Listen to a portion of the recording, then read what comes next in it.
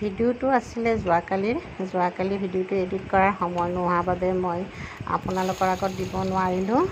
যোৱাকালি বিটুৰ জন্মদিন আছিলে আৰু শনিবাৰ হোৱাৰ বাবে মই পনীৰৰ চব্জিখন নিৰামিষ কৰি বনাইছিলোঁ। তাৰ বাবে মই পেনখনত আদা, শুকান জলকীয়া, কাজু বাদাম, বিলাহী, জিৰা গুটি, শুকান গৰম মছলা এনেদৰে ভাজি লৈছিলোঁ। মই ইয়াত পিঁয়াজ নহৰু একেবাৰে ব্যৱহাৰ কৰা নাই।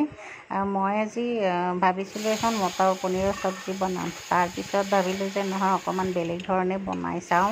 এই বুলি ভাবি মই মটৰ অকণমানো ভিজাই থৈছিলোঁ আৰু সেইখিনি কুকাৰত অকণমান নিমখ দি বইল কৰি থৈ দিছোঁ।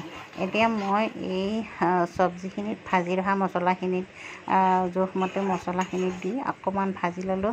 এতিয়া মই বিশেষ কৰিব বিচৰা বস্তুবিধ হৈছে এইবিধ। মই আজি ইয়াত মটৰ পনীৰত দৈ দিম।